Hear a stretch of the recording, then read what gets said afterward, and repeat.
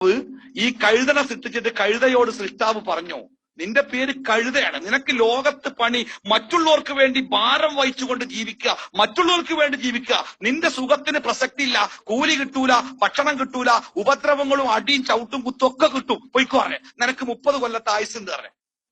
അപ്പോ കഴുത പറഞ്ഞു, പടച്ചോനെ ഈ ദുരിതം പിടിച്ച ജീവിതം 30 കൊല്ലം എനിക്ക് വേണ്ട, ഒരു 5 കൊല്ലമാണെങ്കിൽ ഞാൻ ജീവിച്ചോളാം, ബാക്കി എനിക്ക് വേണ്ട പറഞ്ഞു.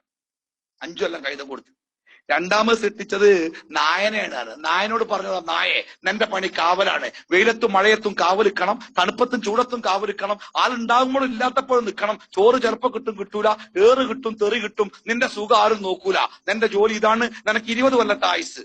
നായ പറഞ്ഞു, വേണ്ട പഠിച്ചോളെ, 5 കൊല്ലമാണെങ്കിൽ ഞാൻ നിനക്കും വേണ്ടി ജീവിച്ചു തരാം. അങ്ങനെയുള്ള നിനക്കും വേണ്ടി ഞങ്ങളുടെ നാട്ടില് ഒരു വലിയ കോളനി ഉണ്ട്, Harijan colony, Appankappu colony, Harijan colony, Girijan കോളനിയാ, അപൂർവ കോളനിയാ, പാറമടയിൽ പാർക്കുന്ന ആൾക്കാരൊക്കെ ഉള്ള ആൾക്കാരാണ്. അപ്പൊ നാട്ടില് സാക്ഷരതാ ക്യാമ്പ് തുടങ്ങിയപ്പോഴേ ആ മലപ്പുറം ജില്ലയിലെ സാക്ഷരതാ പ്രവർത്തനത്തിന്റെ ഉദ്ഘാടനം ഈ കോളനിയിലേന് കലക്ടറൊക്കെ വന്ന് എല്ലാവർക്കും ചോറൊക്കെ കൊടുത്ത് വമ്പിച്ച പരിപാടി, പത്രക്കാരും ചോറും ആകപ്പാടെ കാട്ടിലെ ആഘോഷയില്.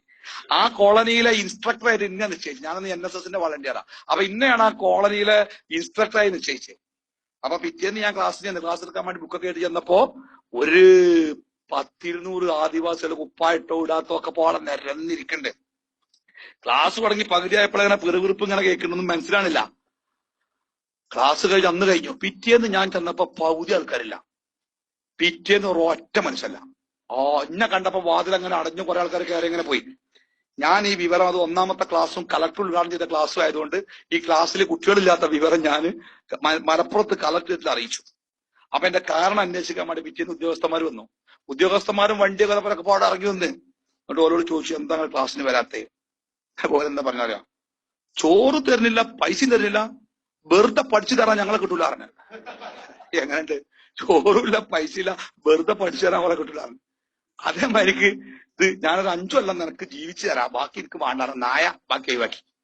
പിന്നെ സൃഷ്ടിച്ചത് കുരങ്ങിനത്തെ. കുരങ്ങിനോട് പറഞ്ഞു, 15 കൊല്ലത്തെ ആയുസ് എനക്ക്, കുടുംബമില്ല, വീട്ടുകാരില്ല, വീടില്ല, ഒന്നുമില്ല.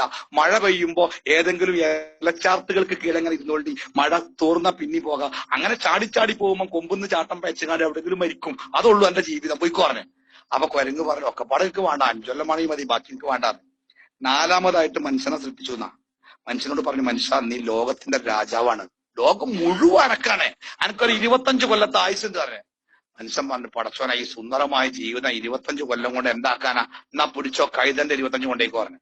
അത് പോരെ റബ്ബേ, എന്നാ പിടിച്ചോളൂ, നായിന്റെ 10 പിടിച്ചോ പറഞ്ഞു. അത് പോരട്ടോ, എന്നാ പിടിച്ചോ കുരങ്ങിന്റെ 10 പറഞ്ഞു. അങ്ങനെ 10-20 വയസ്സായിട്ടാ വന്നത്. ആദ്യത്തെ 25 കൊല്ലം സ്വർഗ്ഗേനി, കീസിൽ നിറച്ച് പൈസ, ബാക്കി വാപ്പാന്റെയൊന്നും എന്താ വിചാരിച്ച ഒക്കെ നടക്കും, ബൈക്ക്, കാറിന് കാർ.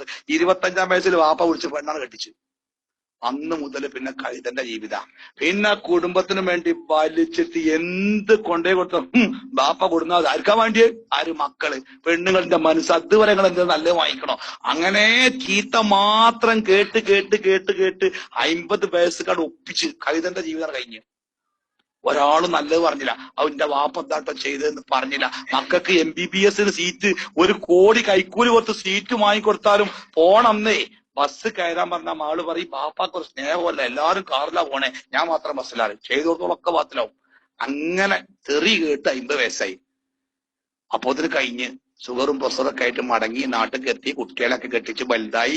പിന്നെ അമ്മക്ക് പ്രത്യേകിച്ച് വരുമാനമൊന്നുമില്ല, സ്വത്തൊക്കെ മക്കളെ പേരിലായി, കച്ചവടം പോലെ ഏറ്റെടുത്ത്. പിന്നെ ഞമ്മക്ക് കിട്ടിയ ജീവിതേ നായന്റെ ജീവിത, കാവല്, മക്കളും മരക്കളും കൂട്ടി പോകുമ്പോൾ പേരന്റെ മുറ്റത്ത് നമ്മളിങ്ങനെ സെക്യൂരിറ്റിമാർക്ക് നിൽക്കുക. ആരേലും വന്ന് കണ്ട് ഓൻ എവിടെ വെച്ച് പോകാൻ ദുബായി പോയിക്കണെന്ന് പറയാ, വാത്ത് ഗേറ്റ് പൂട്ടുക, കുട്ടികൾ നഴ്സറിക്ക് പോകുമ്പോൾ ചോദിച്ചാത്രയായിട്ട് പിന്നാലെ അങ്ങനെ പോവുക. നഴ്സറി വിടുമ്പോത്തിന് നമ്മൾ അങ്ങോട്ട് എത്തുക, എങ്ങോട്ട് നഴ്സറിന്റെ മുമ്പക്ക് ഓലെ ബാക്കിൽ നമ്മൾ ഒപ്പം നടക്കാൻ പാടില്ല, കുട്ടിയൊക്കെ മാനക്കട, കാരണം നമ്മളിങ്ങനെ ചുക്കിച്ചുളിഞ്ഞ് അങ്ങനെ നമ്മൾ ബാക്കിൽ നടക്കുക, ഓല ഓട്ടോറിക്ഷ വരുന്നേ കാത്തിക്കുക. അങ്ങനെ ഒരു നായിന്റെ റോളാ പിന്നെ കിട്ടിയേ. അതിങ്ങനെ കുറച്ച് കഴിഞ്ഞപ്പോ കണ്ണും കാതും ഒക്കെ ശരിക്ക് പിടിക്കാതെ ഇപ്പോ അതിനും നമ്മളെ പറ്റാതെയായി. കാരണം ഓട്ടോറിക്ഷ ഓണടിച്ചാൽ നമ്മള് കേൾക്കൂല, കുട്ടികൾ പറഞ്ഞാൽ കേൾക്കൂല, അതുകൊണ്ട് നായിന്റെ പണി വെയ്യാതെയായി. പിന്നെ കിട്ടിയ കുരങ്ങിന്റെ ജീവിത. ഒരു മകളെ പേരിൽ കുറച്ച് ദിവസം എന്നപ്പോൾ പറഞ്ഞു, വാപ്പ നിങ്ങളിപ്പോ കുറെ ആയില്ല ഇവിടെക്കണ്, നമ്മളെ ചെറിയാത്താക്ക് നിങ്ങളെ കാണാൻ ഭയങ്കര പൂതിണ്ട്, ഒലകൊന്ന് അങ്ങോട്ട് പോയിക്കൂടെ വെച്ചു, തുണി കുപ്പായൊക്കെ കേസിലാക്കി വാപ്പാക്ക്. വാപ്പ ചെറിയാത്താന്റെ പേരേക്ക് ചെറിയ മോളാണ് ചെറിയാത്തെ.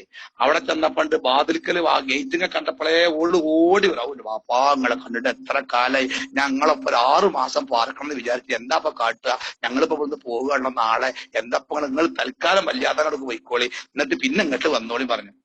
വല്യാത്താന്റെ അവിടെ ചെന്നപ്പണ്ട് വാതില് പൂട്ടി കിടക്കണം. ഇനി എന്താ കാട്ടുക?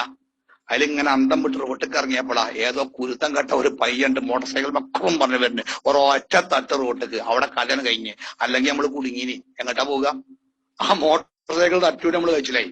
അതാണ് കുരങ്ങിന്റെ ജീവിതം. ഏതോ മരത്തുമെന്ന് ചാടി ഓന്റെ കഴിഞ്ഞു. ഈ കഥ ഞാൻ അങ്ങനെ പറഞ്ഞപ്പോഴേ സദസ്സിന്ന് ഒരാള് പറയണേ, മൗലവി ഞാൻ ഇപ്പൊ ആ കുരങ്ങിന്റെ ആയുസിലാട്ടോ പറഞ്ഞു. മക്കളെ ഒഴിവാക്കിക്കണേ. മൂപ്പരിങ്ങനെ അന്തം വിട്ട് നടക്കുക. അപ്പോഴേ എപ്പോഴും കരുതിക്കോലുണ്ട്, എന്തുണ്ടായിട്ടും കാര്യമല്ല, എവിടെയാണ് നമ്മൾ ഒറ്റപ്പെടുക എന്നറിയില്ല. അപ്പോ മതപരമായ മാതാപിതാക്കളോട് നമ്മൾ ചെയ്യേണ്ടത് ചെയ്തിട്ടില്ലെങ്കിൽ അത് ഈ ലോകത്തും തന്നെ അനുഭവിക്കുന്നല്ലേ നമ്മൾ പഠിപ്പിച്ച പാഠം. ഇസ്ലാമും അതാ പഠിപ്പിച്ച്, അനുഭവങ്ങളും അതാ പഠിപ്പിച്ചതല്ലേ.